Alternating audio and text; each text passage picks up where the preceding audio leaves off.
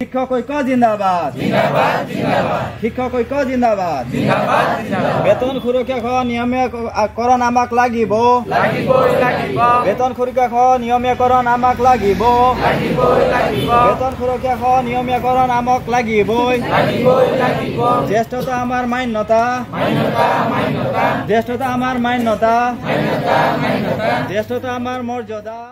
সুদৌসম প্ৰাথমিক টেট উত্তীৰ্ণ শিক্ষক সমাজে আজি তেখেতসকলৰ চাকৰি সুৰক্ষাৰ কাৰণে ৰাজপথলৈ ওলাই আহিবলগীয়া এটা অৱস্থাটো আচলতে অতি দুৰ্ভাগ্যজনক কথা।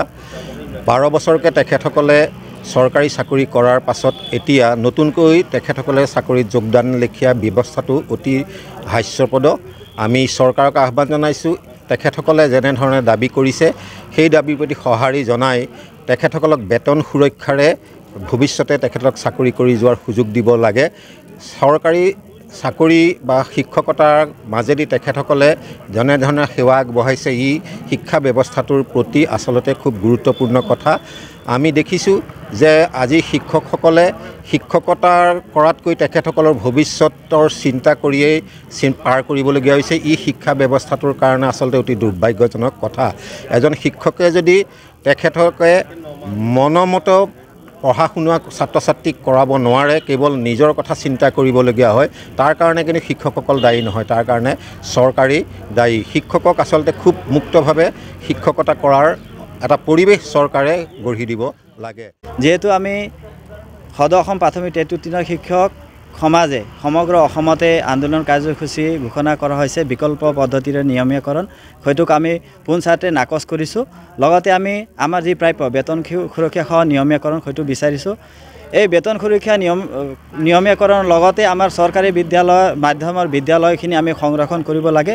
তাৰ কাৰণে চৰকাৰে গুৰুত্ব দিব লাগে যাতে আমাৰ এই শিক্ষকসকলক মানসিক হাৰাশাস্তি নকৰি পেলাই এটা সুস্থ পৰিৱেশত আমি সুন্দৰ পৰিৱেশ গঢ়ি তুলি ভাৰতবৰ্ষৰ ভিতৰত অসম এখন অন্যতম ৰাজ্য হিচাপে কৰিব পাৰোঁ। তাৰ কাৰণে মুখ্যমন্ত্ৰী ডাঙৰীয়াক মই আহ্বান জনাইছোঁ। চাওক, আজি আমাৰ বাবে দিনটো আচলতে দুৰ্ভাগ্যজনক, যিহেতু আজি আমি চাকৰি নিৰাপত্তাৰ কাৰণে আমি আজি ৰাজপথত শ্ৰেণীকোঠা বাদ দি আমি ৰাজপথলৈ আহিবলগীয়া হৈছে। আপোনালোক সকলো জ্ঞাত যে আজি কিছুদিনৰ আগতে সৰ্বশিক্ষা মিছনৰ তৰফৰ পৰা এখন আমাক অপশ্যনেল পেপাৰ দিয়া হৈছে যে আমি ঠিকাভিত্তিক হৈ থাকিম নে আমি নিয়মীয়া পদত মকৰম, সেইটা অপশ্যন বাছি ল'বলৈ দিছে। আৰু আপোনালোকক জনাব বিচাৰিছোঁ যে যদি আমি নিয়মীয়া পদত তেওঁলোকে কোৱা মতে যদি আমি নিয়মীয়া পদত যোগদান কৰোঁ, আমাৰ 12টা বছৰৰ চাকৰি সেৱা, চাকৰিৰ মৰ্যাদা তথা আমাৰ দৰমহাৰ গা গাঁথনি যথেষ্টখিনি সলনি হ'ব।